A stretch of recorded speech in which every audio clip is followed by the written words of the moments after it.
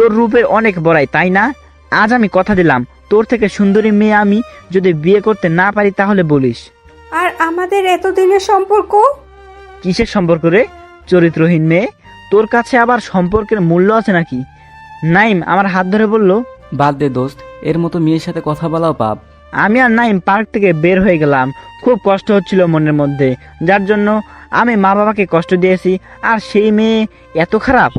খুব ঘৃণা হচ্ছিল সাদিয়ার উপর। শুধু ওই ছেলের সাথে নোংরামি করার দৃশ্য চোখে ভাসছিল।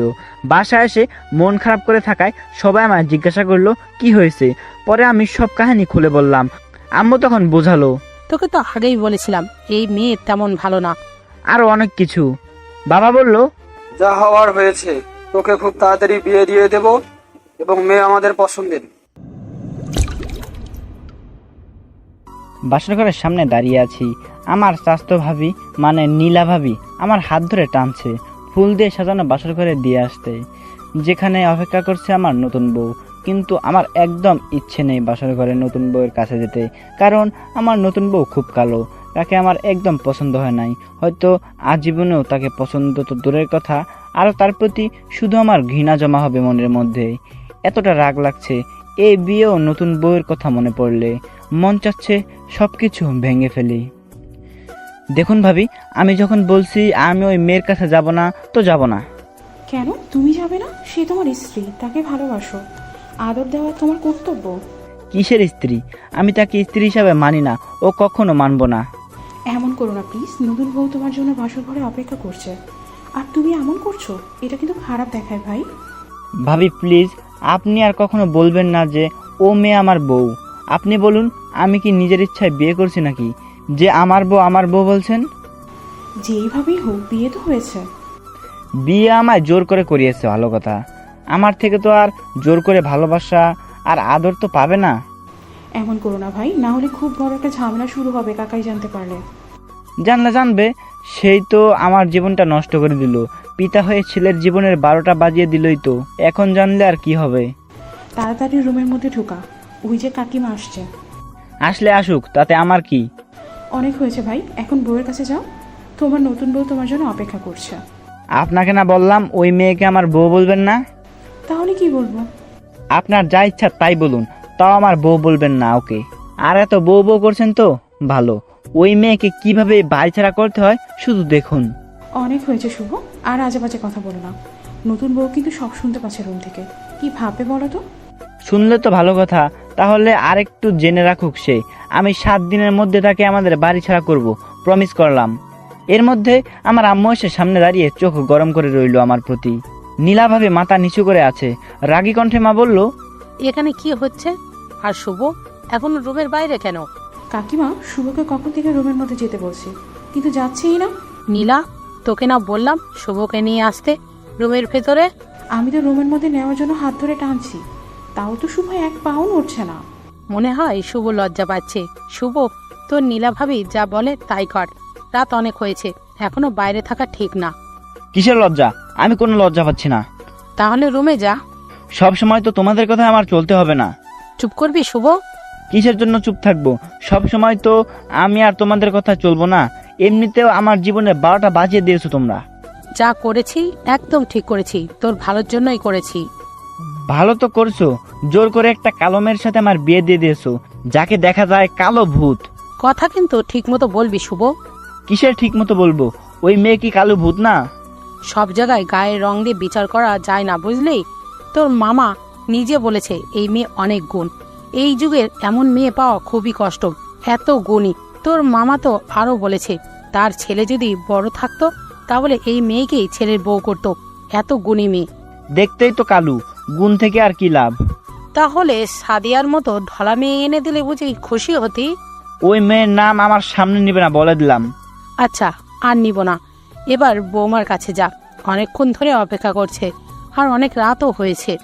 দূর, তোমাদের কতবার বলবো এই মেয়েকে আমি বউ হিসাবে মানি না, আর তার কাছে যাওয়া এটা অসম্ভব। তাহলে যাবি না? না, যাব না। তাহলে দাঁড়া, তোর বাবাকে নিয়ে আসছি। বলে রাগ হয়ে বাবাকে ডাকতে চলে গেল আম্মু। ভাবি আমার হাত ধরে রুমের দিকে টানতে লাগলো। আমি মন খারাপ করে সাথে মাথায় রাগ নিয়ে শক্ত হয়ে দাঁড়িয়ে রইলাম। আমার বিয়েটা আরো 6 মাস পর হওয়ার কথা ছিল। গত পরশুদিন বিকালে আমার ফ্যামিলির সবাই মিলে এই মেয়ে দেখতে যায়। আর এর আগেও মা বাবা ও মামা আরো কয়েকবার মেয়ে বাড়িতে গিয়েছিল। গতকাল গিয়েছিল সবাই, শুধু আমি বাদে। মা বাবা যতবার মেয়েদের বাড়ি গিয়েছে প্রতিবারে সে অনেক অনেক প্রশংসা করেছে মেয়ের। সত্যি বলতে তখনই মেয়ের প্রতি একটু ভালোবাসা সৃষ্টি হয়ে যায়। মা বাবা সবসময় বলতো মেয়েটাকে দেখতে খুব মায়াবী চেহারার। কিন্তু গত পরশুদিন রাতে যখন মেয়ের বাড়ি থেকে মেয়েকে দেখে সবাই বাসায় ফেরত আসে, আমি চুপি চুপি আমার ছোট বোনকে বলি, তোর হবু ভাবি কেমন দেখতে? ছোট বোনের থেকে উত্তর শুনে আমার মাথা ঘুরে গেল। ছোট বোন বলল, ভাবি অনেক কিউট ভাবে কথা বলে, কিন্তু অনেক কালো। তখন ওর মুখে শুনতে পারি মেয়ে কালো। আমি সরাসরি আম্মুকে বলি, আম্মু আমি এই বিয়ে করতে পারবো না, আমি কালো মেয়েকে নিজের বউ হিসাবে কখনো মানতে পারবো না। এই নিয়ে আম্মুর সাথে আমার অনেক কথা কাটাকাটি হয়। আম্মুর ইচ্ছা এই মেয়েকে আমার বউ করে আনবে, আর বাবাও নাকি কথা দিয়ে আসছে মেয়ে বাড়ি। অনেক কথা কাটাকাটি করার পর আম্মু বলে, আগামীকাল তুই নিজে গিয়ে দেখে আসবি মেয়েকে। সেই কথা মতো গতকাল আমি নিজে গিয়ে দেখি মেয়ে খুব কালো। মেয়েকে দেখে আমার একদম পছন্দ হয় নাই। তখনই ওই বাড়ি থেকে আমি চলে আসি এবং বাসায় এসে আম্মুকে বলি, আমায় মেরে ফেললেও আমি ওই মেয়েকে বিয়ে করব না, আমার মেয়ে পছন্দ না। আবার অনেক চেঁচামেচি ঝগড়াঝাটি হয় আম্মুর সাথে। শেষে এই কথা বাবার কানে পৌঁছে যায়। আমি সহ আমাদের বাসার সবাই বাবাকে বাঘের মতো ভয় পায়। বাবা লম্বাতে 6 ফুটের বেশি লম্বা, আবার স্বাস্থ্য মাশাআল্লাহ অনেক ভালো। বাবা যদি তার গম্ভীর কণ্ঠে কাউকে ধমক দেন, তার পা কাঁপতে থাকে। এমন ভয় পায় সবাই বাবাকে, তেমনি ভাবে আমিও খুব ভয় পাই বাবাকে। আমি বাবার সব কথা মেনেই চলি সব সময়। কিন্তু গতকাল মেয়ে দেখে এসে বাবার সামনেও সাহস করে বলি, এই কালো মেয়েকে আমার পছন্দ না, আমি বিয়ে করব না। এই নিয়ে বাবার সাথেও আমার কথা কাটাকাটি হয় গতকাল রাতে। বাবার একটাই কথা, তাদের এই মেয়েকে পছন্দ হয়েছে, ও মেয়ের বাবাকে সে কথা দিয়েছে, তাই বিয়ে করলে এই মেয়েকে করতে হবে। আমায় খুব বকাঝকা করে বিয়ের জন্য রাজি না হওয়ার জন্য। আমায় অনেক বকাঝকা করে শেষে বাবা মেয়ের বাড়ি ফোন করে বলে, বিয়ের সব দায়িত্ব আমাদের, ও আগামীকালই বিয়ে হবে। সেই হিসাবে আমায় জোর করে নিয়ে গিয়ে বাবা নিজের পাশে দাঁড়িয়ে থেকে আমার বিয়ে দেন। আমি হাজার আপত্তি থাকা সত্ত্বেও আমার একটা কথাও কেউ সিরিয়াসভাবে শোনে নাই কেউ। আমার আপত্তি সত্ত্বেও আমার বিয়ে করতে হলো। তাই জোর করে বিয়ে না হয় দিতে পারছে কালো মেয়ের সাথে, তাই বলে আমার থেকে তো আর ভালোবাসা আদর দেওয়াতে পারবে না বউকে। সেই রাগের আগে আমি বাসর ঘরে না ঢুকে বাইরে দাঁড়িয়ে আছি। না যাব বাসর ঘরে, না পাবে ওই কালো মেয়ে আমার থেকে কোনো আদর ভালোবাসা। মেয়েটি শুধু কালো বলে আমি তাকে এত ঘৃণা করি তা কিন্তু নয়। ঘটনাটি আরো 6 মাস আগের ঘটনা, তাহলে শুনুন।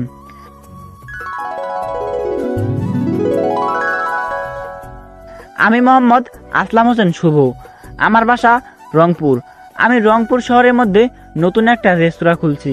বছরখানেক আগে আমার অনেক দিনের স্বপ্ন ছিল আমি নিজে কিছু করব, নিজের স্বপ্নের মতো সাজিয়ে। তাই 23 বছর বয়সেই সাহস করে রেস্তোরাঁ খুলে বসি। গত 1 বছরে ভালোই চলছে আমাদের রেস্তোরাঁ। আগের চেয়ে আরো অনেক সুন্দর করে সাজিয়ে ফেলেছি রেস্তোরাঁ। আমার একটা রিলেশন ছিল 2 বছরের, অনেক ভালোবাসতাম মেয়েটাকে। তার নাম সাদিয়া, দেখতে সুন্দরী মেয়ে। এলাকায় অনেক ছেলের ক্রাশ ছিল। আমার এক্স সাদিয়া, আমি তাকে এতটা ভালোবাসতাম, ওর জন্য সব করতে রাজি ছিলাম। মাসে মাসে নতুন দামি ড্রেস, সাথে কত রকমের কসমেটিক কিনে দিতাম। যখন যা বলতো তাই করতাম। প্রতিদিন আমার রেস্তোরাঁয় বিরিয়ানি না খেলে নাকি ওর ভালো লাগতো না, তাই আমি ওর কথা শুনে প্রতিদিন রান্না শেষে ওর বাড়ি বিরিয়ানি পাঠিয়ে দিতাম। কিন্তু আমার ফ্যামিলির কারো পছন্দ ছিল না ওই মেয়েকে। আমার বাবা মার সামনে তো ওই মেয়ের নাম নিলে রাগ হয়ে যেত। তারা সবসময় বলতো মেয়েটার চরিত্র তেমন ভালো না, সাদিয়া নাকি রাস্তা দিয়ে ঠিক মতো পোশাক রেখে চলাচল করে না, আরো অনেক কিছু। আরো অনেক ছেলেদের সাথে হাসাহাসি করে রাস্তায় হাঁটাহাঁটি করার সময় মাঝে মাঝে নাকি এমন দেখতে পাওয়া যায়। অবশ্য আমি নিজেও দেখেছি অমন হাসাহাসি করতো রাস্তায় ঘাটে। আমি কিছু বললে বলতো বিয়ের পর আর করবে না, তাই বিয়ের আগে জীবন উপভোগ করছে বিভিন্ন জায়গায় ঘুরতে গিয়ে। যেই সব ছেলেদের সাথে ঘুরতে যায় তারা নাকি সবাই তার চাচাতো ভাই বা খালতো ভাই। খুব ভালোবাসতাম তাকে, তাই তার সবই হাসি মুখে মেনে নিতাম। একটা জিনিস কি, আমার বন্ধুরাও সাদিয়াকে পছন্দ করতো না। তাদের চোখে নাকি সাদিয়া অনেক খারাপ মেয়ে, এমনই বলতো সবসময় বন্ধুরা। এই নিয়ে অনেক কথা কাটাকাটি হয়েছে আমার বন্ধুদের সাথে। হয়তো ভুলটা আমারই ছিল, তার প্রমাণও একদিন পেলাম আমি। একদিন দুপুর 12টার দিকে আমি রেস্তোরাঁয় কাজে ব্যস্ত সময় পার করছি। এমন সময় আমার বেস্ট ফ্রেন্ড নাইমের ফোন এলো।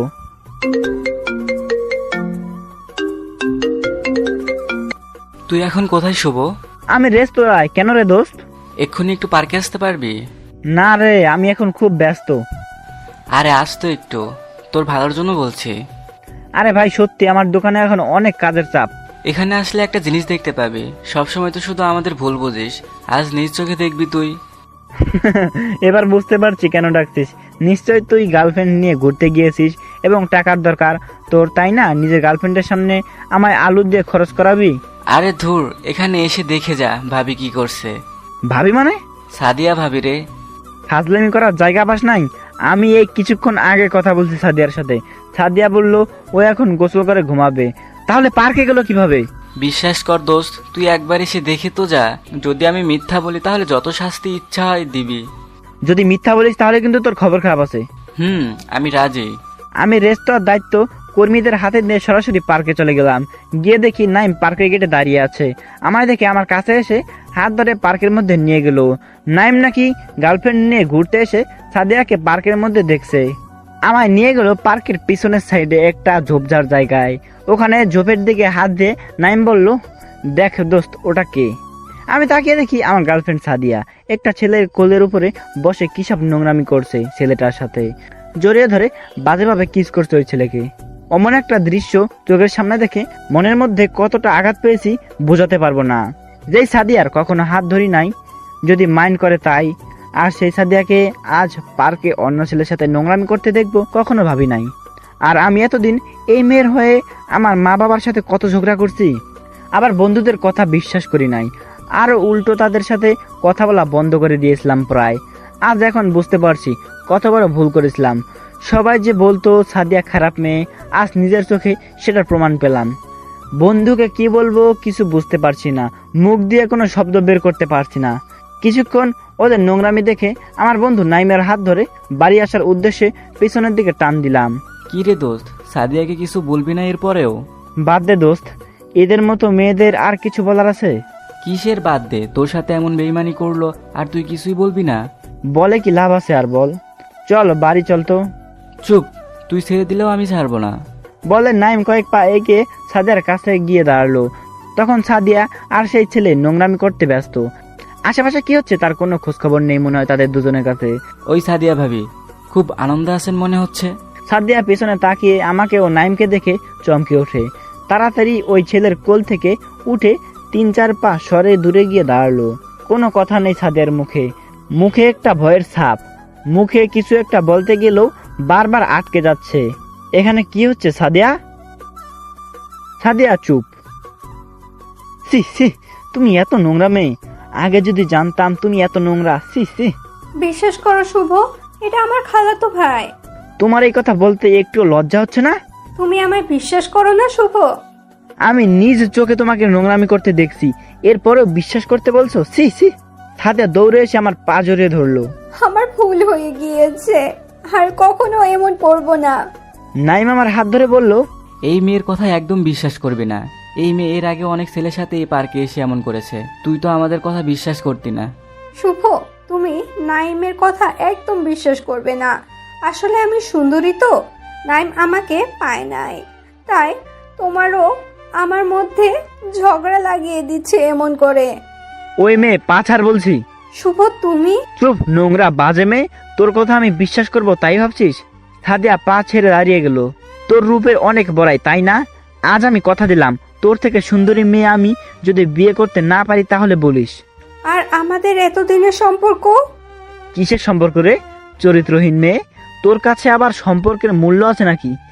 নাইম আমার হাত ধরে বলল, বাদ দে দোস্ত, এর মতো মেয়ের সাথে কথা বলাও পাপ। আমি আর নাইম পার্ক থেকে বের হয়ে গেলাম। খুব কষ্ট হচ্ছিল মনের মধ্যে, যার জন্য আমি মা বাবাকে কষ্ট দিয়েছি। আর সেই মেয়ে এত খারাপ। খুব ঘৃণা হচ্ছিল সাদিয়ার উপর। শুধু ওই ছেলের সাথে নোংরামি করার দৃশ্য চোখে ভাসছিল। বাসায় এসে মন খারাপ করে থাকায় সবাই আমায় জিজ্ঞাসা করলো কি হয়েছে। পরে আমি সব কাহিনী খুলে বললাম। আম্মু তখন বোঝালো, তোকে তো আগেই বলেছিলাম এই মেয়ে তেমন ভালো না।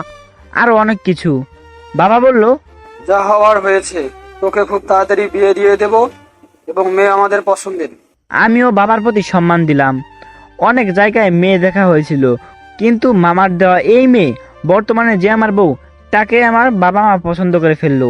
মেয়েটা অনেক কালো, সেই জন্য আমার পছন্দ না। কালো বলে যে ঘৃণা করছি তা না, সাদিয়াকে বলছিলাম তার থেকে সুন্দরী মেয়ে বিয়ে করব, কিন্তু এখন বিয়ে করতে হলো আরো কালো মেয়ে। এজন্যই এখন ওই মেয়ে ও আব্বু আম্মুর উপর রাগ লাগছে আমার। সাদিয়া যদি শোনে আমি কালো মেয়ে বিয়ে করছি তাহলে তো হাসবে, এটা ভেবে মাথা গরম হচ্ছে।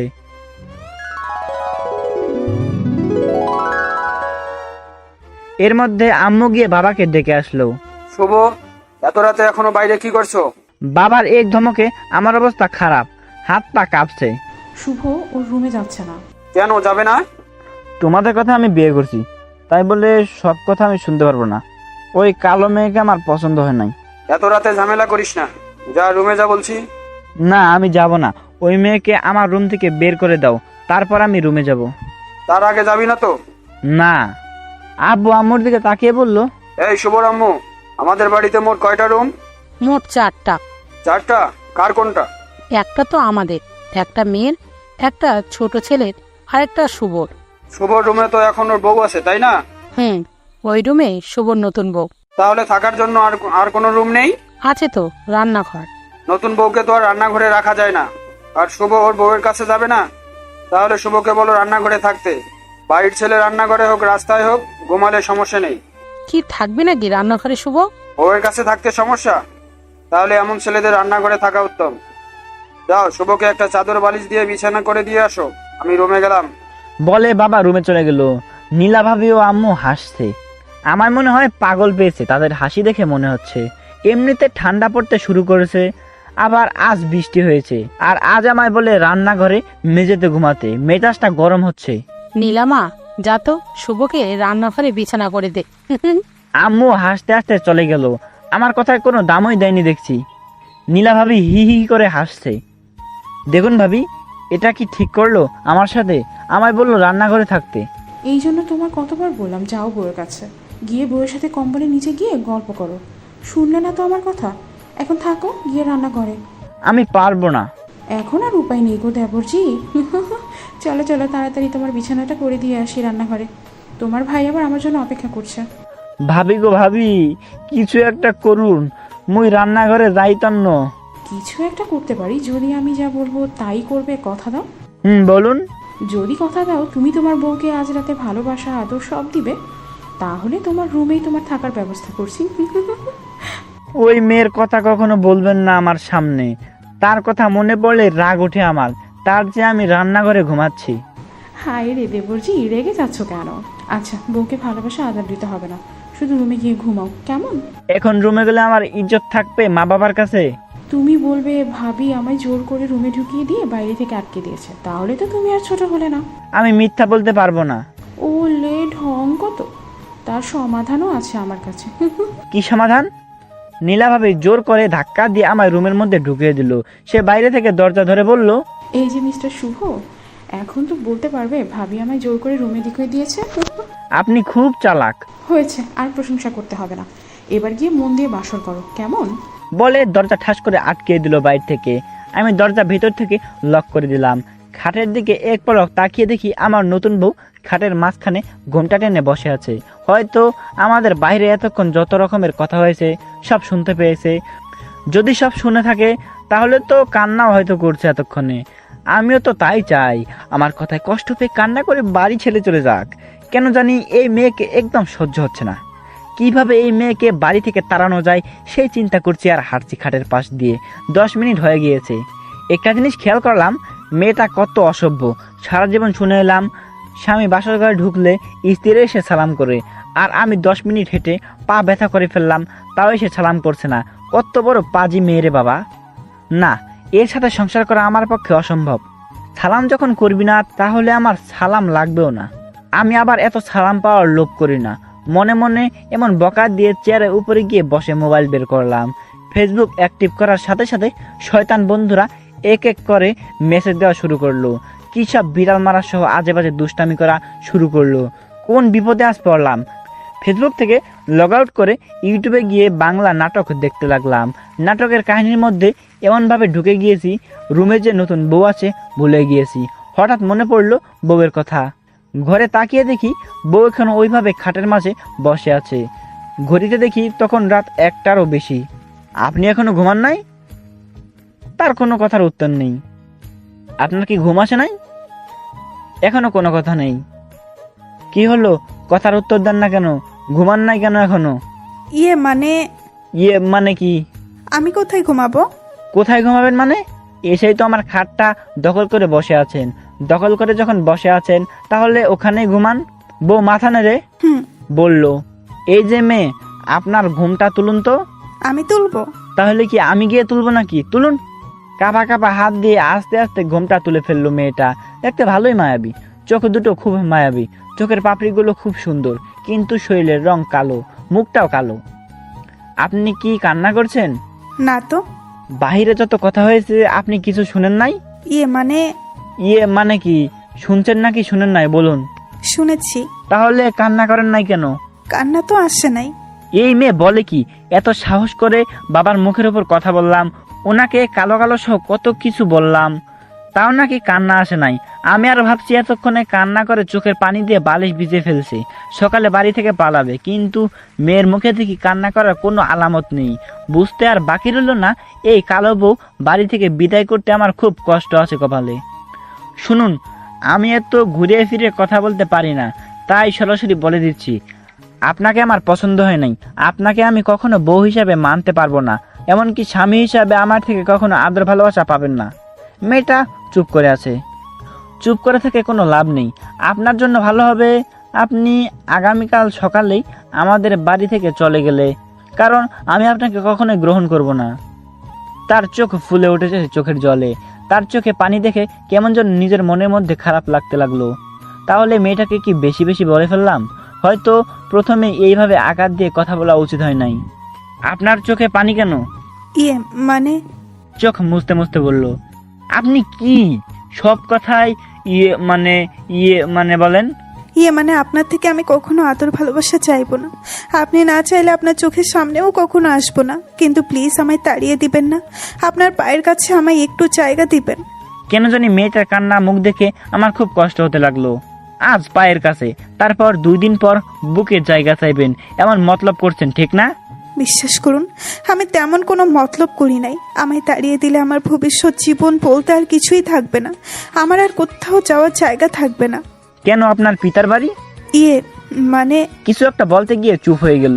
চুপ হলেন কেন? আপনি যদি আমায় আপনার পায়ের কাছে একটু জায়গা দেন, আমি কথা দিচ্ছি আপনি যা বলবেন আমি তাই করব। শুধু বাড়ি থেকে তাড়াবেন না। যদি আমি ভুলেও আপনার কাছে জোর করে ভালোবাসা বা আদর দাবি করি, তাহলে আমায় তখন তাড়িয়ে দিয়েন। বলে খুব কান্না করে দিল। মেয়েটি হঠাৎ এমনভাবে কান্না করে দিবে বুঝতে পারি নাই। না, মেয়েটার কান্না দেখে খুব খারাপ লাগছে। এই, আপনি কান্না করছেন কেন? প্লিজ কান্না বন্ধ করুন। মেয়েটি কান্না থামিয়ে চোখ মুছতে লাগলো। অনেক রাত হয়েছে, আপনি ঘুমিয়ে পড়ুন। আপনি ঘুমাবেন কোথায়? সেটাই তো কথা, আমি ঘুমাবো কোথায়? মেয়েটার মুখ দেখে মনে হচ্ছে খুব ভালো। হয়তো আমি নিচে শুতে চাইলে সে জোর করে আমায় বিছানার উপর শুইতে দিতে সে নিজে নিচে ঘুমাবে। তাহলে তো আমার সব দিক দিয়ে লাভ। এক কাজ করুন, ওই পাতলা কম্বল সাথে এখানে চাদর আছে, ওখান থেকে একটা চাদর ও সাথে একটা বালিশ দিন, আমি নিচে বিছানা করে ঘুমাবো।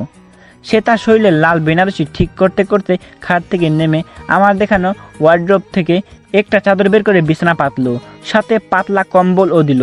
পরে একটা বালিশ দিয়ে দাঁড়িয়ে আছে। আমি তো মনে মনে হেব্বি খুশি। মনে হয় এক্ষুনি বলবে, আপনি ওপরে ঘুমান, আমি নিচে ঘুমাবো। আপনার আর কিছু প্রয়োজন আছে? না না, আপনি ঘুমিয়ে পড়ুন তাহলে। আচ্ছা। বলে বালিশটা আমার হাতে দিয়ে সে গিয়ে খাটের উপর মোটা কম্বল দিয়ে শুয়ে পড়লো। এটা কি হলো? আমার একবার বললো না কেন খাটের উপরে থাকতে? এমন তো হওয়ার কথা ছিল না।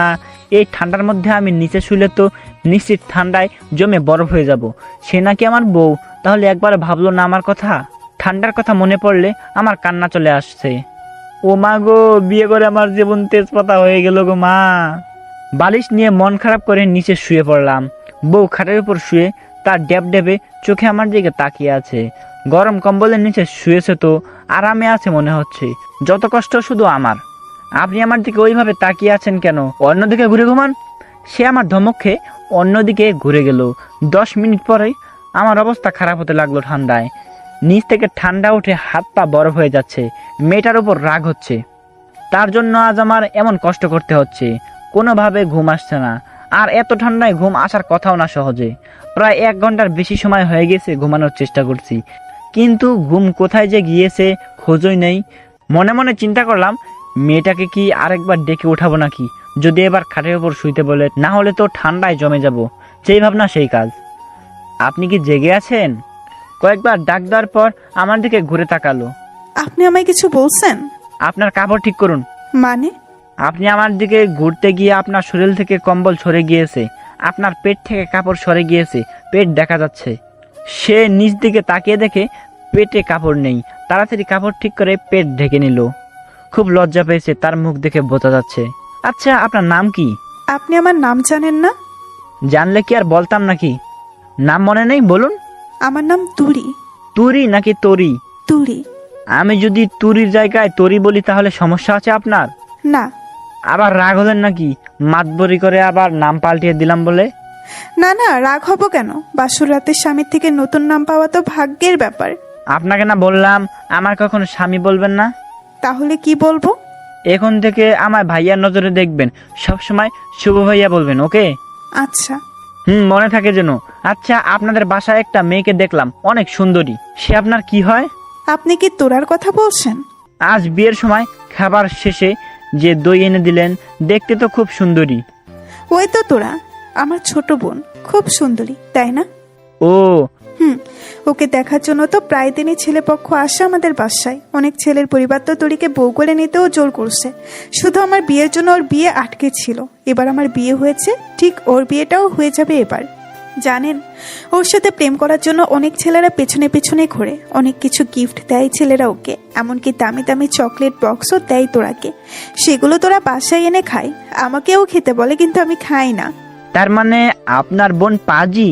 একটু দুষ্টু, কিন্তু মনটা অনেক ভালো। সব সময় সবার সাথে সুন্দরভাবে কথা বলে, কাউকে কষ্ট দেয় না। তাহলে অন্য ছেলেদের গিফট এনে খাই কেন? আমি তো ওকে অনেক বুঝাই, সে বলে লুচ্চা ছেলেদের এমন করাই উচিত। কিছু ছেলেরা নাকি শুধু প্রেমের প্রস্তাব দেয় আর রাস্তায় বিরক্ত করে, তাই তোরা বলে এমন ছেলেদের এমনই করা উচিত। বিয়ে করবে না, শুধু প্রেম করতে চায়, তাই শিক্ষা দেয়।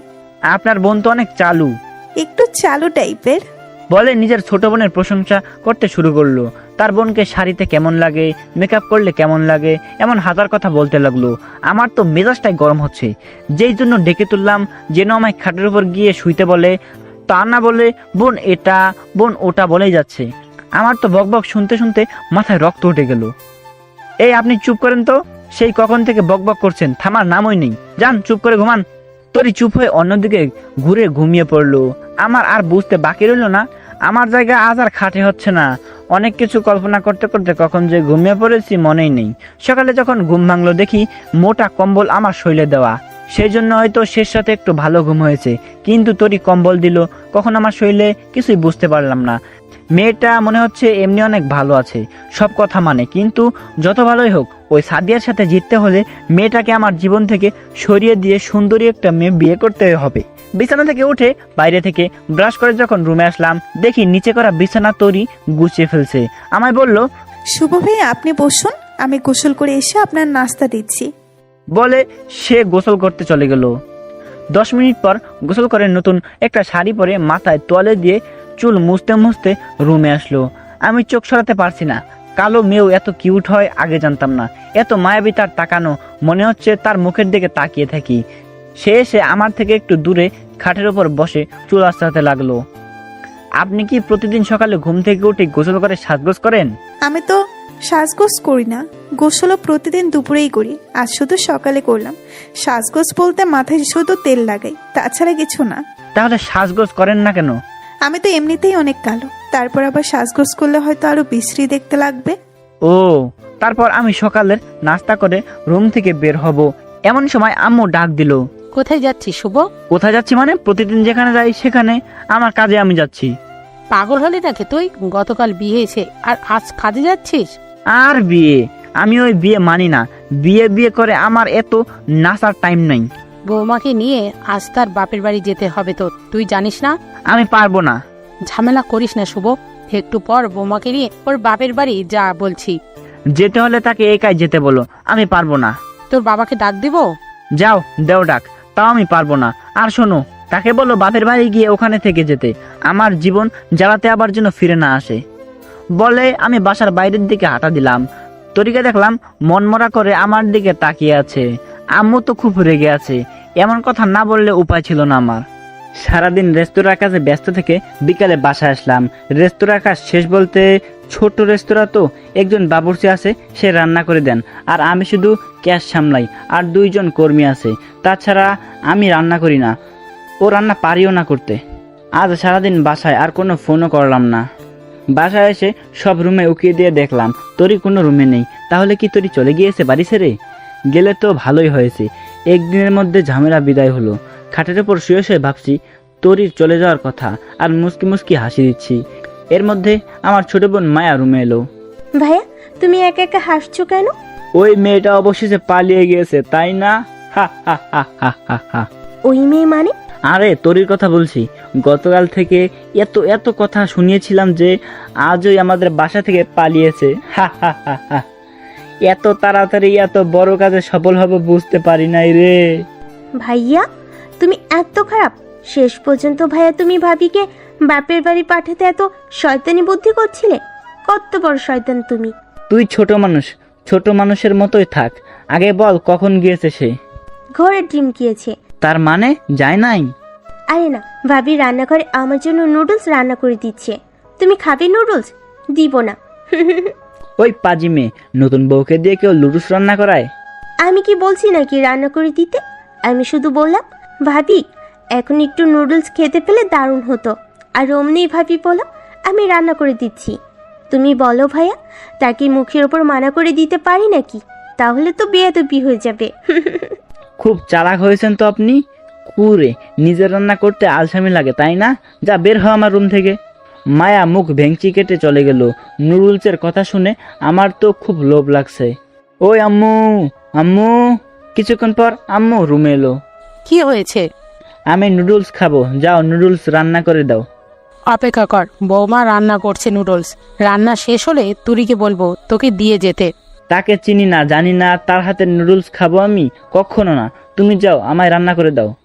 ওরে আমার নবাবপুত্র, খেলে খাবি, না খেলে খাবি না, তাতে আমার কি? আমি পারবো না রান্না করে দিতে, পারলে নিজে করে খা। বলে আম্মু রাগে মুখ নিয়ে রুম থেকে চলে গেল। এখন তো আম সালা সব গেল। 30 মিনিট হয়ে গেল, এখনো কেউ নুডলস এনে দিল না। তাহলে মনে হয় আমার কপালে আর নুডলস জুটলো না। হঠাৎ তোরই রুমে এলো, হাতে নুডলস ভর্তি প্লেট। আপনি লুডুস খাবেন ভাইয়া? কিসের ভাইয়া? বলছি না শুভ ভাইয়া বলতে। শুভ ভাই, আপনি লুডুস খাবেন? কে রান্না করছে? আমি রান্না করছি শুভ ভাইয়া। তাহলে তো আর খাওয়ার যোগ্য হয় নাই মনে হয়, অখাদ্য হয়েছে। আমার মা বলে আমার হাতের রান্না নাকি অনেক ভালো হয়। হয়েছে হয়েছে, আর বলতে হবে না। কি ভালো হয় সেটা তো দেখতেই পারছি, লাল রং হয়েছে নুডলস, আবার বলে ভালো হয়। বলছি আর তার হাত থেকে প্লেট নিচ্ছি। বাপরে, এইবার আর রিস্ক নেওয়া যাবে না। যদি নুডলস নিয়ে চলে যায় ফেরত, এর চেয়ে প্লেট আগে নিজের কাছে এনে রাখা ভালো। লাল তো হয়েছে সামান্য শুকনো মরিচের গুঁড়ো ও সস দেওয়ার জন্য। আপনি খেয়ে দেখুন, খুব স্বাদ পাবেন। মুখে দিয়ে দেখি সত্যি অনেক স্বাদ হয়েছে। ঘোড়ার ডিম ভালো হয়েছে। শুধু মুখে নিয়েছি বলে এখন পুরোটা খাবো? খাবার ফেলে দেওয়া ঠিক না, তাই না হলে এমন রান্না আমি খাই না। মনে মনে ভাবি আজ বউ হয়েছে বলে নুডলস না চাইতে পেয়ে গেলাম। আর আগে 2টা ডিম আর 1টা প্যাকেট নুডলস নিয়ে আম্মুর পিছনে পিছনে ঘুরতাম আর বলতাম দেও না আম্মু, একটু রান্না করে দাও। কিন্তু আম্মু সেই সব সময় এক কথা, চোখ গরম করে বলতো পালে তুই নিজেরে দেখা। কখনো রান্না করে দিত না। কি আর করার, পরে নিজেই রান্না করতাম। হয়তো নুডলস রান্না করতে গিয়ে পায়েস রান্না হতো, তাও চুমুক দিয়ে খেয়ে নিতাম। কথাগুলো মনে পড়ে চোখে পানি চলে এলো। কি হলো, আপনি কান্না করছেন কেন? কোথায় কান্না করছি? চোখে পানি কেন? পানি আসবে না? এত ঝাল কেউ নুডলসে দেয়? ঝালে আমার মুখ পুড়ে যাচ্ছে। সবাই যে বলল সব ঠিক হয়েছে। সবাই বললে হবে নাকি? আমি যেটা বললাম সেটাই আপনাকে বিশ্বাস করতে হবে ও মানতে হবে। যান পানি নিয়ে আসুন। আচ্ছা শুভ ভাইয়া। বলে পানি এনে দিল। যাক, অনেকদিন পর একটু স্বাদের নুডলস খেলাম। নুডলস কাকে কাকে দিয়েছেন? বাসার সবাইকে। আপনি তো খুব চালাক মেয়ে, সবাইকে নুডলস খাইয়ে মন জয় করতে চান তাই না? আপনার সেই স্বপ্ন আমি কোনো দিনও পূরণ হতে দিব না, বলে দিলাম। না ভাইয়া, মায়া আপু বলছিল বলে লুডুস রান্না করেছিলাম মাত্র।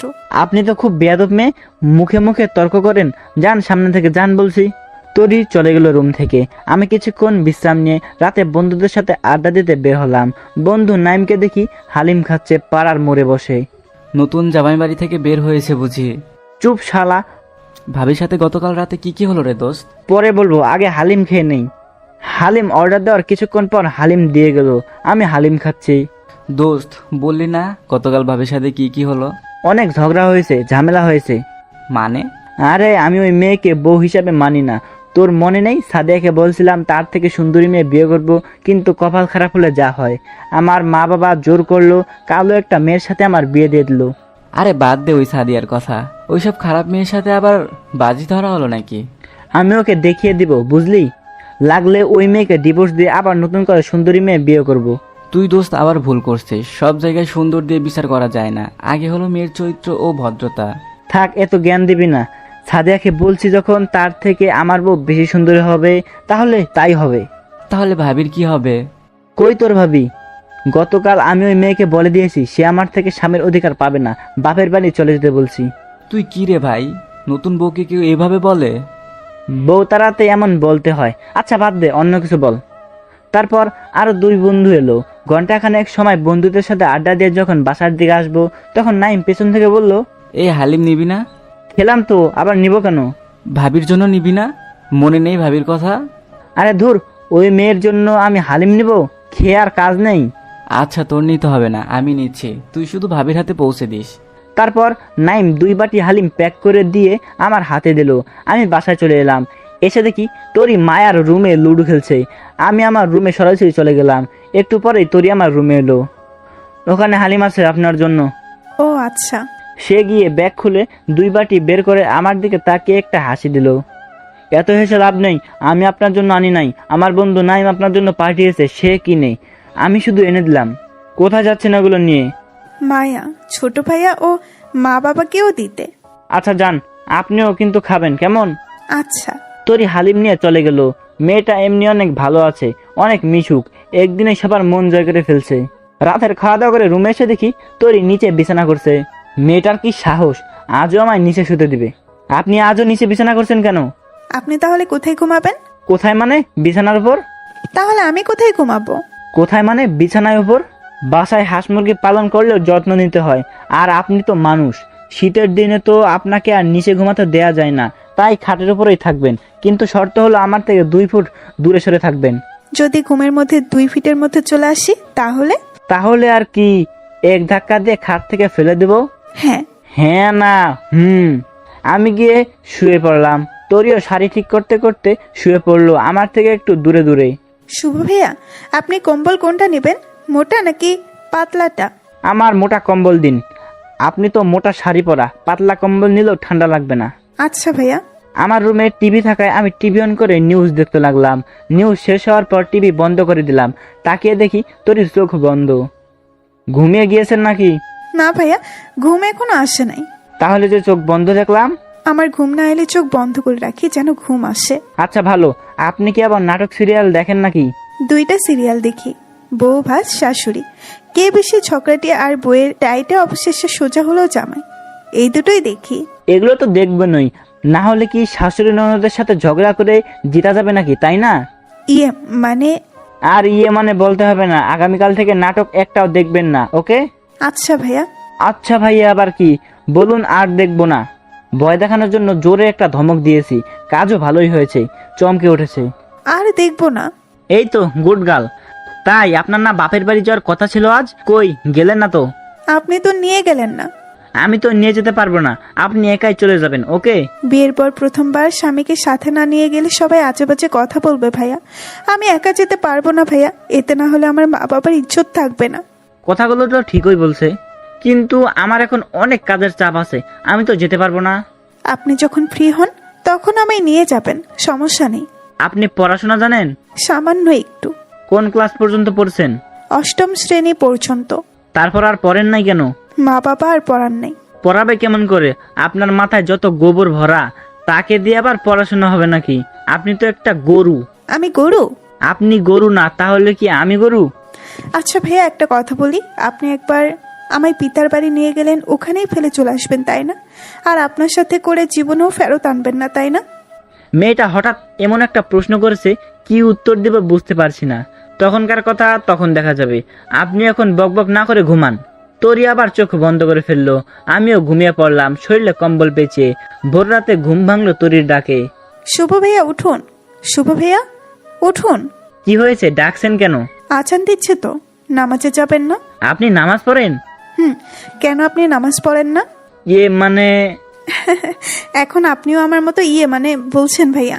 এইভাবে বড়দের মুখের উপর হাসতে নেই, না হলে বেয়াদব বলে। তোরই হাসি থামিয়ে দিল। আপনি তাহলে গতকাল রাতে ফজর নামাজ পড়লেন না তো? পড়েছি তো, আপনি তখন ঘুমিয়েছিলেন।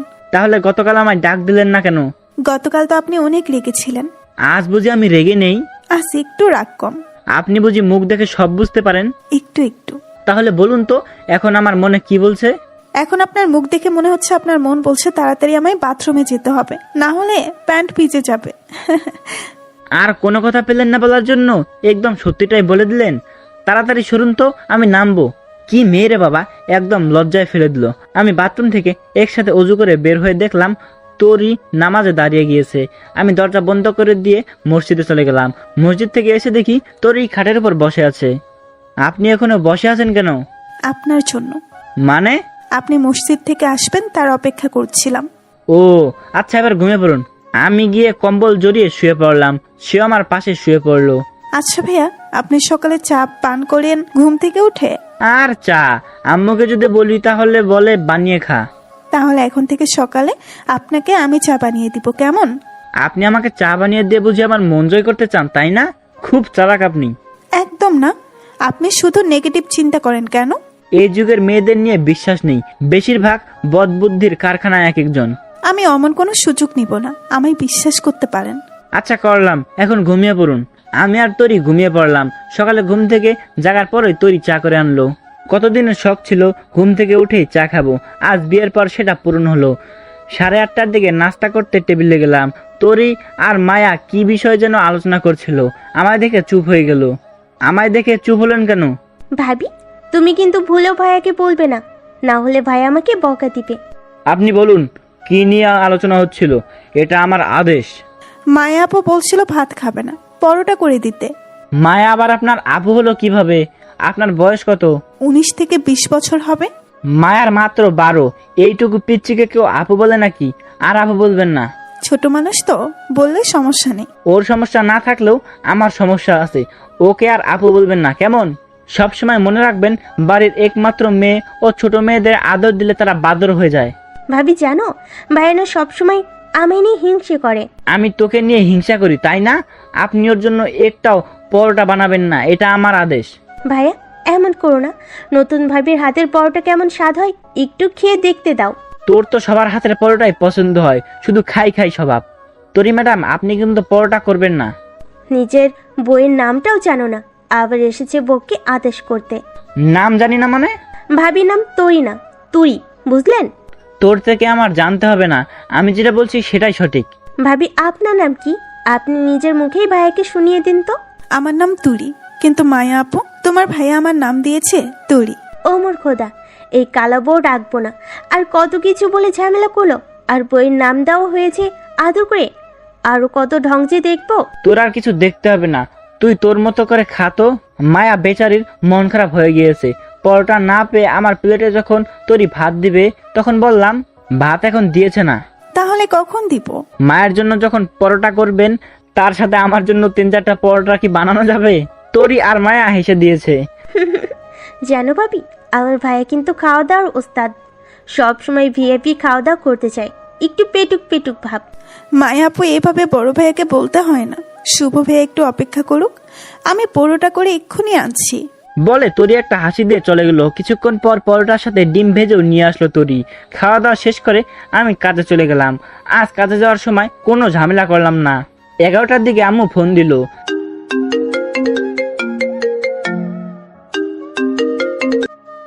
এই তুই কি পেয়েছিস শুভ? তোর বাবা রেগে গিয়েছে। কেন আম্মু, কি হয়েছে?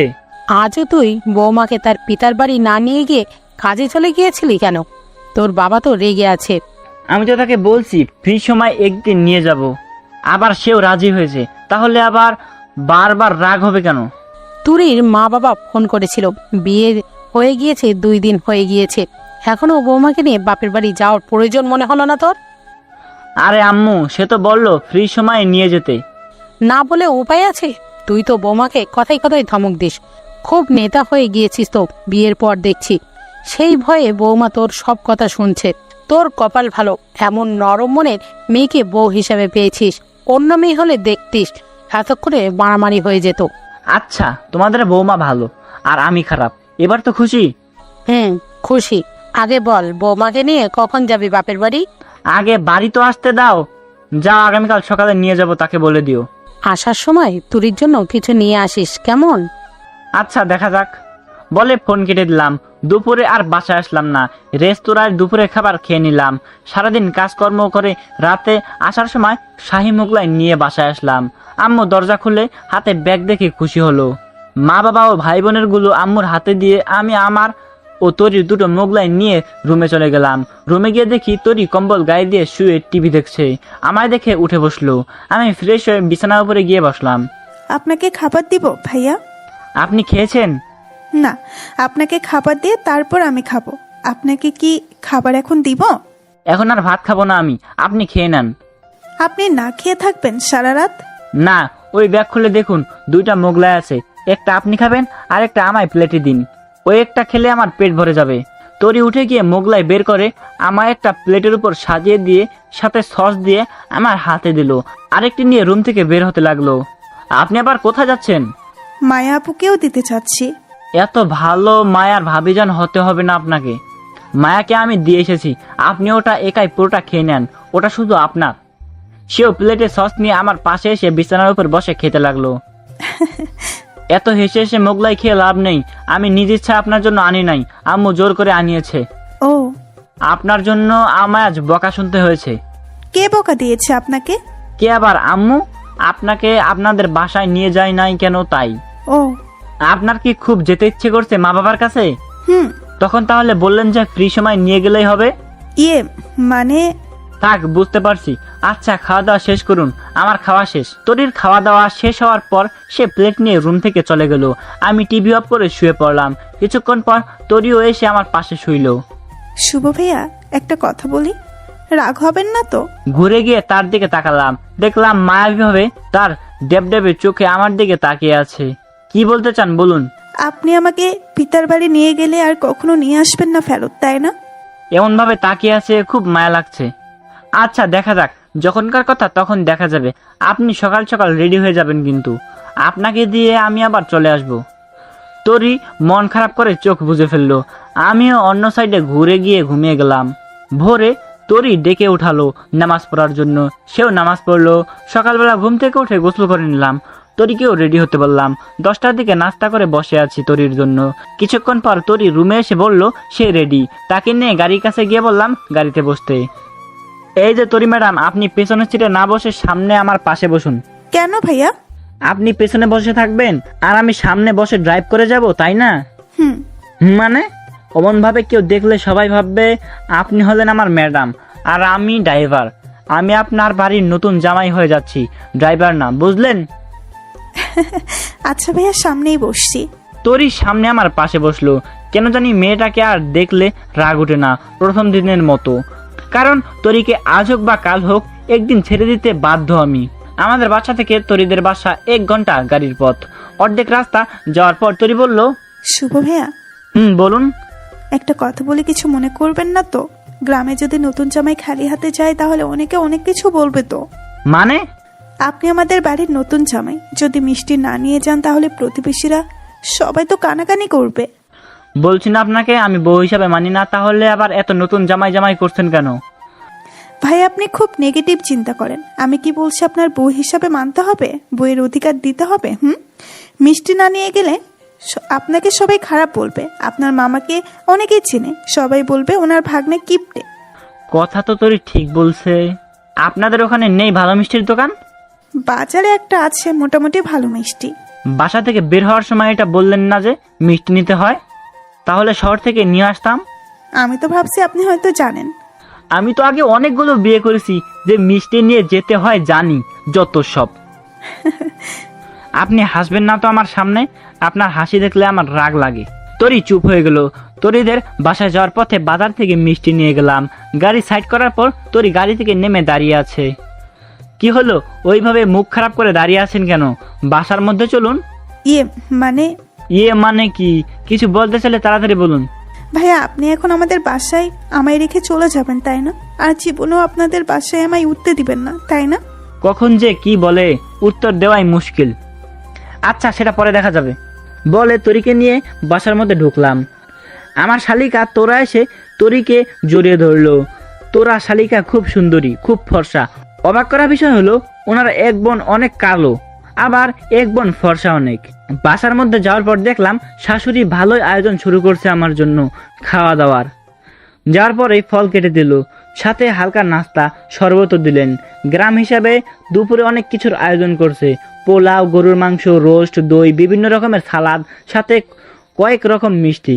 দুপুরে খাওয়া দাওয়া শেষ করে শাশুড়ি আম্মাকে বললাম আমি এখন চলে যাব, একটু কাজ আছে তাই। তরি কয়েকদিন এখানে বেড়ানো শেষ হলে আমি এসে নিয়ে যাব। তরিকে রেখে যাবো শুনে তরির মনটা খুব খারাপ হয়ে গেল। তরি ভাবছে তাকে সারা জীবনের জন্য এখানে রেখে চলে যাব, কিন্তু আমার এমন ইচ্ছে থাকলেও এখন পারবো না। যদি বাবা শুনে তার বৌমাকে সারা জীবনের জন্য বাপের বাড়ি রেখে দিয়েছি, তাহলে আমার অবস্থা খারাপ আছে। মনে মনে চিন্তা করছি তরি 2 দিন বেড়ানো শেষ হলে নিয়ে যাব।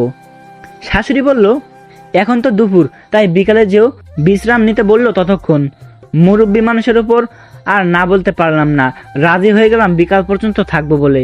বিশ্রাম নিতে বিছানায় কাত হয়ে চোখ বুজে শুয়ে আছি। এমন সময় কে যেন কোমরে সুরসুরি দিল। মেজাজ এতটা গরম হলো যে তরিকে বলছে আমার থেকে 2 ফুট দূরে থাকতে, আর তার এত বড় সাহস হলো কিভাবে আমায় সুরসুরি দেয়। যখনই ঘুরে দিব ঝাড়ি আর দেখি ওটা তরি না, তরির ছোট বোন তোরা। আমার মুখের দিকে তাকিয়ে হেসে দিল। খুব সুন্দরী মেয়ে তোরা, বয়স 16 থেকে 17 হবে। কি গো দুলাভাই, সুরসুরি লাগে? তোরা তুমি? দুলাভাই দেখি আমার নামও জানে। হ গো দুলাভাই, আমি উঠে বসলাম। কিছু বলবে তুমি? তুরি বুবু গিয়েছে পাশের বাড়ি কাকিমার সাথে দেখা করতে, তাই ভাবলাম আমি গিয়ে এই সুযোগে দুলাভাইয়ের সাথে প্রেম করে আসি। ভালো। এই যে আপনি প্রেম করতে পারেন তো নাকি? আমি কিন্তু প্রেমে পাক্কা খেলোয়াড়। নর্মাল খেলোয়াড়ের সাথে প্রেম করে মজা পাই না। বুঝলাম। তাই কয়টা করছেন প্রেম? অনেকগুলা, হিসাব নাই। এমন তো করা ভালো না, কারো মন নিয়ে খেলা করা ঠিক না, বুঝলেন শালিকা? আমি কি ভালো ছেলেদের মন নিয়ে খেলা করি নাকি? যেইগুলা হারামজাদা শয়তান সারাদিন শুধু অনেকগুলো মেয়েকে নিয়ে পড়ে থাকে, তাদের সাথে প্রেম করে মজা দেখায়। আর ভালো ছেলেরা প্রপোজ করলে মানা করে দেই, কারণ তাদের মন নিয়ে খেলা করতে চায় না। বুঝলাম, কিন্তু শালিকা ছেলেদের মজা দেখাতে গিয়ে নিজের চরিত্রে যে দাগ পড়ে যাচ্ছে সেটা খেয়াল আছে? পরে তো সবাই আপনাকে দেখলে বলবে এই মেয়ে ভালো না, অনেক ছেলেদের সাথে সম্পর্ক। তখন তোরা কিছুক্ষণ চুপ করে থেকে আপনি তো দুলাভাই ঠিক বলছেন, আগে তো এমন করে ভাবি নাই। আর প্রেম করব না আমি। এই তো গুড গার্ল। শরীর বুঝি খারাপ, ক্লান্ত আপনার দুলাভাই? একটু গাড়ি ড্রাইভ করে এসেছি তো তাই। ন্যাকা করতে হবে না, নতুন বিয়ে হলে শরীর যে ক্লান্ত হয়, এত ছোট না যে সেটা বুঝি না। ও তাই নাকি? আমি আপনার শালিকা, বুঝলেন? বউ না যে সব বলবো, কিছু কথা বুঝেও নিতে হয়। তুমি যেটা ভাবছো তেমন কিছুই হয় নাই। আপনি মিথ্যে বলছেন কেন গো দুলাভাই? মিথ্যা না, সত্যি বলছি। আমি যদি কিছুই না হই তাহলে তরি বুবু এত খুশি কেন? আমি এই প্রথম দেখলাম বুবু এত খুশি। খুশি কেন আমি জানি না, কিন্তু তরির সাথে আমার তেমন কোনো সম্পর্ক এখনো হয় নাই। কেন দুলাভাই? সত্যি শুনবে? বলুন। আসলে তরিকে আমার পছন্দ হয় নাই, এমনকি এই বিয়ে আমায় জোর করে করানো হয়েছে। সত্যি বলতে আমি তরিকে কখনো বউ হিসাবে মানতে পারবো না। কেন? কারণ তাকে আমার একদম পছন্দ হয় নাই। তার জায়গায় তুমি হলে আমি আপত্তি করতাম না, কিন্তু তাকে আমি বউ হিসাবে মানি না। আমি তো তরিকে বলে দিয়েছি তাকে আমার পছন্দ না, খুব তাড়াতাড়ি তাকে ডিভোর্স দিব। তোরার মুখ দেখে বোঝা গেল তার মন খারাপ হয়ে গিয়েছে। কিছুক্ষণ চুপ করে রইল। আমি আরো বুবুর হাসি মুখ দেখে মনে করছি বুবুর জীবনে একটু হলেও সুখের ছোঁয়া পেয়েছে, কিন্তু বুবু এত পোড়া কপাল যে তার জীবনে আর সুখ কি জিনিস বুঝতে পারল না। চোখের পানি মুছতে মুছতে বলল, কি হয়েছে তোরা, তুমি কান্না করছো কেন? আর সুখ এলো না। সুখ এলো না মানে কি হয়েছে তোমার বুবুর? শুধুমাত্র গায়ের রং কালো বলে সারা জীবন কষ্ট পেয়ে গেল। আচ্ছা দুলাভাই, কেউ কি ইচ্ছে করে নিজের গায়ের রং কালো করে? না তো, আল্লাহ যাকে যেমন দিয়েছে তার গায়ের রং তেমন। আচ্ছা, তোমার বুবু কিসের কষ্ট করছে আমায় একটু বুঝিয়ে বলবে? দেখুন দুলাভাই, বুবু কিন্তু নামাজ কালাম পড়ে, রোজা রাখে, কার সাথে খারাপ ব্যবহার করে না। কেউ যদি বুবুকে বাজে কথা শোনায় তাও কিন্তু বুবু তার উপর হেসে কথা বলে। ঠিক। আমার বুবুর জীবনে বুবু কতটা কষ্ট করে সেটা আমি জানি। ছোটবেলা থেকে বুবুকে বাবা দেখতে পারে না, বুবুকে দেখলেই বাবা আজে বাজে কথা বলে, গালি দেয়, সব সময় বুবুকে খাওয়ার খোটা দেয়। এমন কোনো দিন যায়নি বুবু কয়টা ভাত খেয়ে গিলে শুধু নাই। বাবার সাথে মাও মাঝে মাঝে গালিগালাজ করে, কালি পেতনি সহ আরো অনেক কিছুই বলে। বুবু প্রতিদিন ভাত খেতে বসে আর তারা বকা শুরু করে। চোখের পানির ফোঁটাগুলো ভাতের মধ্যে পড়ে আর বুবু চোখ মুছতে মুছতে সেই ভাতগুলা খায়। একটা কথার প্রতিবাদ করতে গেলে বুবুর সেই দিন আর রেহাই নেই। জানেন, বুবুর মুখের হাসিটাও কেউ সহ্য করতে পারে না।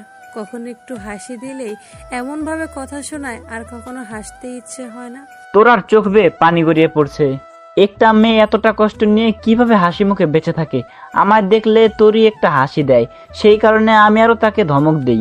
একবারও বুঝতে চেষ্টা করি নাই তার সেই হাসির পিছনে কতটা কষ্ট জড়িয়ে আছে, যে কিনা 2 দিন আগেও ভাত খেতে বসেও কান্না করছে আর সেই কষ্ট বুকে রেখে আমার সামনে হাসার চেষ্টা করছে। এগুলো ভেবে বুক ফেটে যাচ্ছে। তরিকে দেখে একবারও কিন্তু মনে হয় না তার মনে এত কষ্ট। বুবুর জীবনে বেশি কষ্ট শুরু হয় যখন বয়স 16 থেকে 17 হয়েছে। বুবুর বান্ধবীর বিয়ে হয়ে যেতে লাগলো আর বুবুর বিয়ে আর হচ্ছে না। তারপর থেকেই মা বাবার শত্রু হয়ে গেল বুবু। কথায় কথায় গালি শুনতে হতো। জানেন, মাসখানেক আগে বুবু এক ছেলে দেখতে আসছিল। পরে বুবু কালো দেখে মানা করে দেয় ছেলের পরিবার। পরে বাবা বুবুকে বকাঝকা করতে থাকে। বুবু শুধু বলে, আমি কি ইচ্ছে করে কালো হয়েছি নাকি? আর বাবা গিয়ে রান্নাঘর থেকে একটা লাঠি এনে বুবুর পায়ে জোরে জোরে বাড়ি দেয়। বুবু ব্যথায় কান্না করে ফেলে। লাঠি দিয়ে বাড়ি দেওয়ার কথা শুনে বুকের মধ্যে কেঁপে উঠলো। আমার চোখ দিয়ে পানি বের হয়ে যায়। তাড়াতাড়ি অন্যদিকে তাকিয়ে চোখের পানি মুছে ফেলি। তারপর আপনাদের বাড়ি থেকে বিয়ের প্রস্তাব দিল। আপনার বাবা মা বউকে দেখেও আশেপাশের বুবুর বিষয়ে খোঁজ নিয়ে আমাদের জানালো বুবুকে তাদের পছন্দ হয়েছে।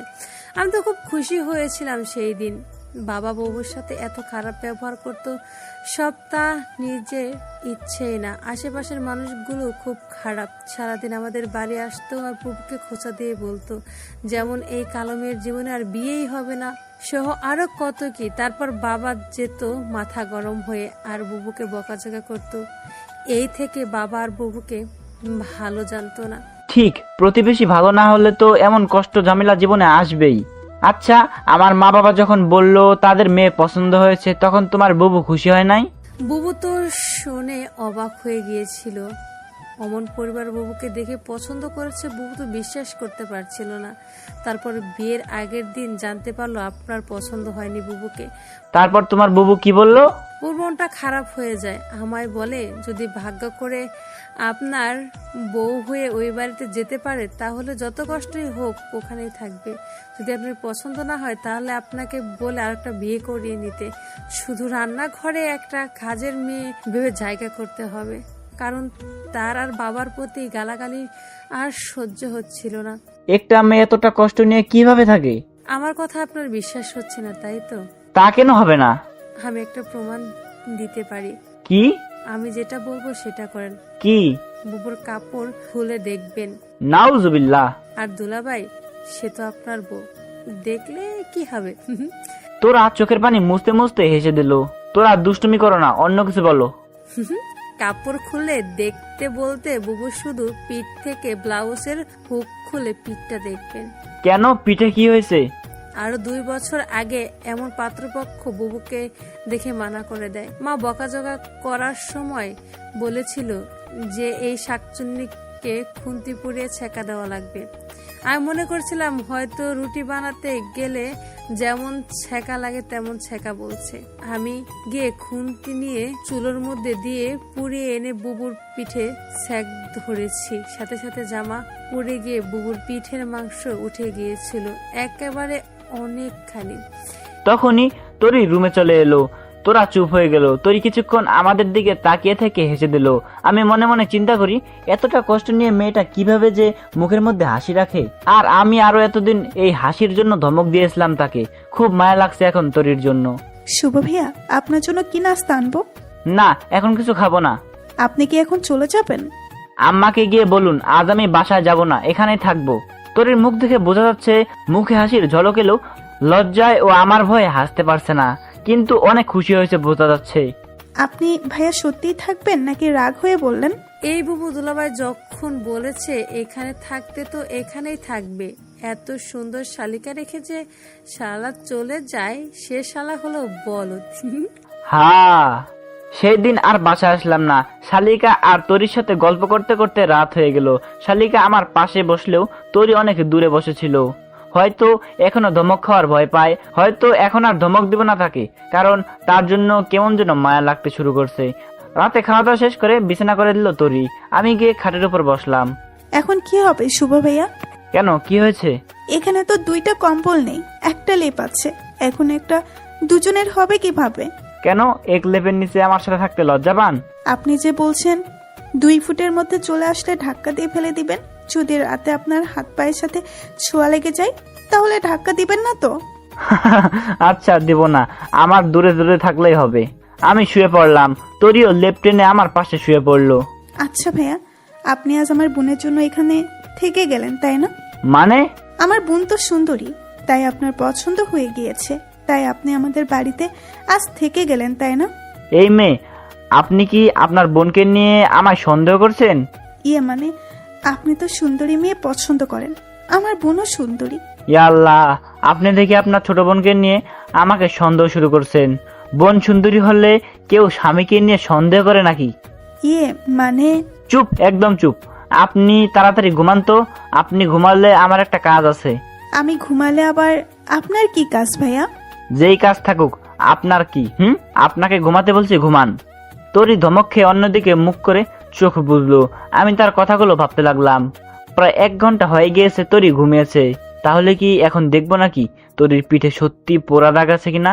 তোরা যেমন দুষ্টু মেয়ে, আমায় আবার মিথ্যা মিথ্যা সব বানিয়ে বললো না তো? একবার কি দেখা উচিত কিনা? কিন্তু কেমন যেন একটা লাগছে। হঠাৎ যদি তরির ঘুম ভেঙে যায় তাহলে তো খুব লজ্জার মধ্যে পড়ে যেতে হবে। সারাদিন তাকে আমি ধমক দেই, আর এখন যদি দেখে রাতে ঘুমানোর পর তার শরীরে হাত দিয়েছি তাহলে তো নিশ্চিত আমায় 1 নাম্বার লুচ্চা ভাববে। ইজ্জত বলতে কিছু থাকবে না। আবার মনে হচ্ছে দেখলে দেখবে, তাতে আমার কি? হয়তো বউ হিসাবে মানি না, কিন্তু আমি তো তার স্বামী, আর স্বামীর জন্য এইটুকু অধিকার আছেই। যদিও তরির ঘুম ভেঙে যায় তাহলে সব বলে দিব। এইসব ভাবছি আর তরি মুখের দিকে তাকিয়ে আছি। তরি গভীর ঘুমে আচ্ছন্ন হয়ে আছে। তরি অন্যদিকে কাত হয়ে শুয়ে থাকায় তার পিছনে শুয়ে আস্তে আস্তে ব্লাউজের হুকগুলো খুলে ফেললাম। পিঠ থেকে ব্লাউজের কাপড় সরাতেই চমকে উঠলাম খুব। পিঠের মাঝখানে 2 ইঞ্চি জায়গা এমন ভাবে পুড়ে গিয়েছে, এখনো স্পষ্ট বোঝা যাচ্ছে ওখানে পুড়ে ঘা হয়ে গিয়েছিল। এখনো কালো দাগ হয়ে আছে। 2 বছর আগে এমন হলেও মাংস এখনো সমান হয় নাই, এখনো জায়গাটা ক্ষত হয়ে আছে। অমন দেখে বুকের মধ্যে কেঁপে উঠলো। আমি তাড়াতাড়ি ব্লাউজের হুকগুলো লাগিয়ে অন্যদিকে মুখ করে ঘুরে গেলাম। মনে মনে একটা কথা ভাবছি, একটা মেয়ে কালো বলে এত কষ্ট হয় জীবনে, আর আমার সাথে সাদিয়া একটু বেমানি করছে বলে আমি নিজেকে পৃথিবীর সব থেকে দুঃখী মানুষ ভেবে ঘরের কোণে মন খারাপ করে বসে থাকতাম। আর তরি ছোটবেলা থেকেই এতটা কষ্ট সহ্য করেও সবার সাথে হেসে এমন ভাবে কথা বলে, তার কোনো কষ্টই নেই। এই পিঠে যখন পোড়া যায়, হয়তো কতটা কষ্ট হয়েছে, হয়তো কাউকে বলতেও পারে নাই তার কষ্টের কথা, হয়তো সব চোখ বুঝে সহ্য করে নিয়েছে। ওষুধ লাগালে তো অমন থাকার কথা না, হয়তো যতদিন ওখানে ঘা কাঁচা ছিল ততদিন ওই পোড়া জ্বালা সহ্য করতে হয়েছে। এমন কথাগুলো ভাবছি, সাথে সব কল্পনা করায় চোখ বেয়ে পানি পড়ছে। তরির দিকে তাকিয়ে দেখি মুখে হাসি হাসি একটা ভাব নিয়ে ঘুমিয়ে আছে। খুব মায়া লাগছিল তরির জন্য। মন চাচ্ছিল 2 হাত দিয়ে কাছে টেনে এনে বুকের সাথে মিশিয়ে শক্ত করে জড়িয়ে ধরে থাকি। মন চাচ্ছিল এমন ভাবে আপন করে নেই যেন সে আমার শরীরের মধ্যে আমার একটা শরীরের অংশ হয়ে যাক। কেন যে এত মায়া লাগছে, শুধু ইচ্ছে করছে তার দুঃখের সাথে হয়ে তার জীবনের সুখ এনে দেই। খুব কষ্ট হচ্ছিল তরির জন্য। হয়তো কোনোদিন তাকে স্ত্রীর অধিকার দিতে পারবো না, কিন্তু তাকে আর সাধারণ কারণে তার সাথে বাজে ব্যবহার করব না, এমন চিন্তা করতে করতে তরি মাথার চুলে হাত বুলিয়ে দিলাম। তরি নাড়াচাড়া করে আমার দিকে ঘুরে শুইল। তরির মুখটা আমার খুব কাছে চলে এসেছে, ইচ্ছে করছে কপালে একটা চুমে দেই। অনেকবার দিতে গিয়েও আর সাহস হলো না, পরে ঘুমিয়ে পড়লাম। সকালে ঘুম থেকে উঠে ফ্রেশ হয়ে নাস্তা করে চলে গেলাম ওখানের বড় বাজারে। সকাল 9টার দিকে তরি ফোন করলো আমায় তাদের বাসায় না পেয়ে। শুভ ভাইয়া, আপনি কি চলে গিয়েছেন নাকি বাসায়? না তো, একটু বাইরে আসছি একটা প্রয়োজনে। আপনাকে বাসায় না পেয়ে মনে করছি আপনি চলে গিয়েছেন। আচ্ছা, আপনি এখন কোথায়? আমি একটু বড় বাজার এসেছি, 10 মিনিটের মধ্যে আসছি, বাসায় অপেক্ষা করুন। ফোন কেটে দিয়ে বাসায় চলে গেলাম। গিয়ে দেখি তরি ভেজা চুলে তোয়ালে পেঁচিয়ে আছে। আপনার চুল ভেজা কেন? মাত্র গোসল করছি আমি। ভালো হয়েছে, এই নিন ওই ওষুধটা। এখন যেহেতু গোসল করছেন, তাই এখনই ওই পোড়া জায়গায় লাগিয়ে দেন, সব পোড়া কালো দাগ উঠে যাবে। পকেট থেকে একটা মলম বের করে খাটের উপর রাখলাম। এই মলম আনতেই সকালে বড় বাজারে গিয়েছিলাম। এটা লাগালে পোড়া কালো দাগ উঠে সেরে যায়। পুরা দাগ মানে? আপনার পিঠে যেখানে পোড়া গিয়েছিল সেখানে লাগিয়ে নিন, কয়েকদিনের মধ্যে সব দাগ উঠে যাবে। সব সময় গোসল করে লাগাবেন। মানে আপনি জানলেন কিভাবে আমার পিঠে দাগ আছে? তোরা আমায় সব বলছে। ও ছাড়ুন তো তোরার কথা, ও হয়তো একটু বাড়িয়ে বাড়িয়ে বলছে। আর কত বছর আগে দাগ ছিল, এখন আর নেই। ওই কালো দাগ উঠে না এখনো, আমি নিজের চোখে দেখছি। তরি হা করে তাকিয়ে আছে। আমি একটা ছোট্ট করে কাশি দিলাম। কি হলো, ওইভাবে তাকিয়ে আছেন কেন? আমি শুধু পিঠের ওই দাগে দেখছি, আর কিছু দেখি নাই। যান ওষুধটা লাগিয়ে নিন। আচ্ছা। আচ্ছা বলে তরি চলে গেল বাহিরে। কিছুক্ষণ পর তরি আবার রুমে এসে চুল আঁচড়াতে লাগলো। লাগিয়েছেন ওষুধ? মানে? তার মানে আমার কথা মানলেন না? নিশ্চয়ই লাগান না ওষুধ। আসলে তোরা তো কোচিং এ গিয়েছে আর মা রান্না করছে, ওখানে তো না দেখে ওষুধ লাগানো সম্ভব না। তাই কেউ ফ্রি হলে তারপর তাকে দিয়ে লাগিয়ে নিব। পরে না, ওই ওষুধের নিয়ম গোসল করার পরেই লাগাতে হবে। ঘেমে গেলে ওষুধ কাজ হবে না, এখনই লাগিয়ে নিন, ভালো হবে। কিন্তু কিভাবে যে? কিছু মনে না করলে আমি একটা কথা বলবো? বলুন। আমি কি লাগিয়ে দিতে পারি আপনার পিঠে মলম? মানে আপনি দিবেন? আপনি যদি বলেন তাহলে আমি দিতে পারি। কিন্তু বলতে কিছু নেই, বিশ্বাস রাখতে পারেন আমার উপর। কিন্তু আপনার কাছে গেলে আপনি ধমক দিবেন না তো? ধমক দিলে বুঝি অনেক ভয় লাগে? একটু। আচ্ছা দিব না, আসুন। আমি খাটের উপর বসেছিলাম। তরি গিয়ে আমার দিকে পিঠ করে বসে পিঠ থেকে সব চুল সামনে নিয়ে গেল। আমি ব্লাউজের হুকগুলো খুলে পোড়া জায়গায় ওষুধ লাগিয়ে দিলাম। আমার প্রতিটা ছোঁয়াতে তরি কেঁপে কেঁপে উঠছিল, তাই বেশি সময় না নিয়ে দ্রুত ঔষধ লাগিয়ে দিলাম। শালিকা আসার পর আমি, তরি ও শালিকা লুডো খেলে সময় পার করলাম। সাথে শালিকার থেকে তার বয়ফ্রেন্ডের গল্প শুনলাম। দুপুরে খাওয়া দাওয়া শেষ করে বিশ্রাম নিলাম। তরি কিছুটা অবাক হচ্ছে, ওর মুখ দেখে বুঝতে পারছি, কারণ আমি এসে চলে যাওয়ার জন্য জেদ করছিলাম। আর এখন 2 দিন হয়ে যাচ্ছে, যাওয়ার নামই নেই। তার চেয়ে বড় কথা, আল্লাহ জানে সে আবার তার বোনকে নিয়ে আমায় আবার সন্দেহ করছে কিনা। শালিকার থেকে জানতে পারলাম পাশের গ্রামে মেলা হচ্ছে। শালিকার কাছে বললাম তার বোন তাকে নিয়ে আমায় সন্দেহ করছে। শালিকা তো হেসে গলে পড়ে যাচ্ছে। এমন অবস্থা, তোরা বললো তার বুবু নাকি আমায় ভালোবেসে ফেলছে, তাই আমায় নিয়ে সবার সাথে হিংসা শুরু করছে। এই কারণে একটু সন্দেহ শুরু করছে। শালিকাকে আমার সাথে মেলায় যাওয়ার কথা বলবো, তার আর উপায় নেই। এমনিতে তরি আমায় সন্দেহ করে, তারপর আবার বোন নিয়ে মেলায় গেলে নিশ্চিত আরো সন্দেহ করবে। বিকালবেলা তরিকে ডেকে বললাম, আপনি কি ওই গ্রামের মেলায় যান? ছোটবেলায় একবার গিয়েছিলাম। বড় হয়ে তারপর আর যান নাই কেন? আসলে আমায় নিয়ে যাওয়ার কেউ ছিল না। আমি নিয়ে গেলে আমার সাথে যাবেন? আপনি আমায় মেলায় নিয়ে যাবেন?